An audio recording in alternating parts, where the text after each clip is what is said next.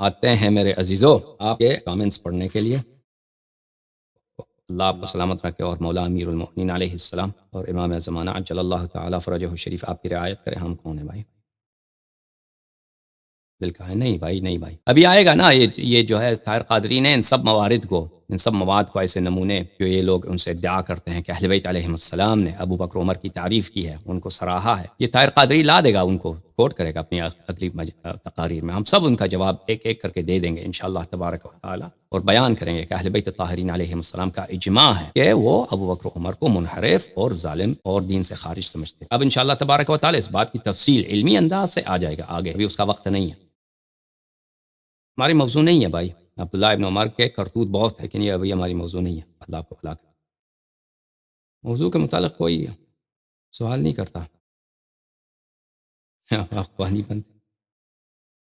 اس کی وجہ یہ ہے عزیز، دیکھو یہ کتاب وسائل الشیعہ الجزء الخامس چھاپ مؤسسہ آل البیت علیہم السلام، یہاں پہ روایت ہے حضرت امام صادق علیہ السلام سے، اظہار النعمہ احب الی اللہ من صیانتها، نعمت کا اظہار کرنا اس نعمت کو چھپانے سے اور اس کی حفاظت کرنے سے زیادہ اللہ کے نزدیک محبوب ہے۔ فإیاک ان ترین الا فی احسن زی قومک، فرمایا کہ خبردار ہمیشہ اپنے قوم کے بہترین لباس میں ظاہر ہو۔ اپنے قوم، آپ عرب میں رہتے ہیں تو عرب کے بہترین قوم کے لباس میں، اگر آپ ہندوستان میں رہتے ہیں تو ہندوستان والوں کے بہترین لباس پہنا کریں، اپنے قوم کا بہترین لباس پہنا کریں۔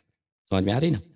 ایران میں رہتے ہیں، ایران والوں کے بہترین لباس پہنا کریں، یہ مستحب ہے، یہ حکم ہے کہ جہاں رہتے ہیں اس جگہ کا بہترین لباس پہنا کریں۔ اور پھر امام صادق علیہ السلام نے فرمایا خیر لباس کل زمان لباس اہل، ہر زمانے کا بہترین اور افضل لباس اس زمانے کے عوام کا لباس ہے، اس زمانے میں جن لوگوں کے رسم و رواج ہیں اسی کو پہنا کرو۔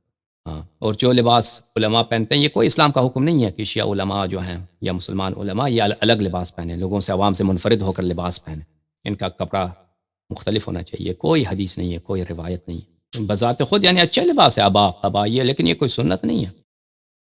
حدیث نقل کرتے ہیں کہ وہاں پہ موجود ہے کہ عائشہ سوتی تھی اور رسول پاک صلی اللہ علیہ وسلم ان کے پیر کو دبا کے سجدے کے وقت دباتے تھے تاکہ وہ پیر ہٹا دیں سجدہ کرنے کے لیے۔ تو اس سے ہمارا موضوع کا کیا تعلق بھائی؟ اس سے نہ آج کے ہمارے موضوع کا کوئی تعلق ہے، نہ ہمارے کل کے موضوع کا تعلق ہے، نہ ہمارے کل کے موضوع کا تعلق ہے کہ تیمم ہے، کہ عمر کو تیمم نہیں آتا یا اس نے تیمم اس کو آتا ہے لیکن وہ عمدن رسول پاک صلی اللہ علیہ وسلم کے اور قرآن کی مخالفت کر رہا ہے، اس کا کوئی تعلق ہی نہیں ہے بھائی۔ آپ بلا وجہ جو ہے لگے ہوئے ہیں۔ استخلاف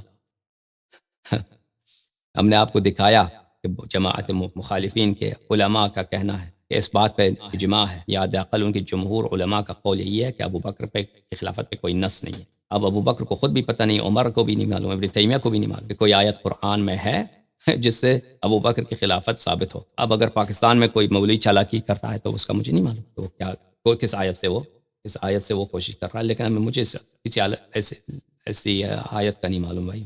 اوکے عزیزو، آپ جو ہیں ابھی آج کے موضوع کے متعلق آپ لوگ سوال نہیں کرتے، آپ کے سوالات متفرق ہیں۔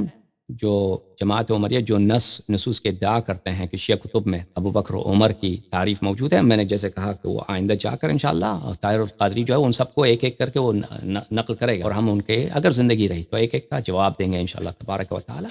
اور ہر روایت پر، ہر حدیث پہ اس پہ ٹائم لگتا ہے، اس میں کم از کم 10 15 20 منٹ بات کرنا ہوتا ہے، کتابیں دکھانے ہوتے ہیں، اس میں حوالہ دکھانا ہوتا ہے۔ تو اس طرح جلدی میں گزر میں علمی بات نہیں کیا جائے، ہر بات تفصیل سے دلیل کے ساتھ، تاکہ آپ کو قناعت ہو، تاکہ آپ کو تسلی ہو، مخالفین کو بھی تسلی ہو، اس انداز سے بیان کیا جائے گا۔ آپ سب کا بہت بہت مہربانی۔ اللہم صلی علی محمد وآل محمد وعجل فرجهم الشریف، اللہم کن لولیک الحجة بن الحسن صلواتك علیہ وعلى آبائه في هذه الساعة وفي كل ساعة وليا وحافظا وقائدا وناصرا ودليلا وعينا حتى تسكنه أرضك طوعا وتمتعه فيها طويلا، اللهم صل على محمد وآل محمد وعجل فرجهم الشريف يا علي مدد يا علي مدد يا علي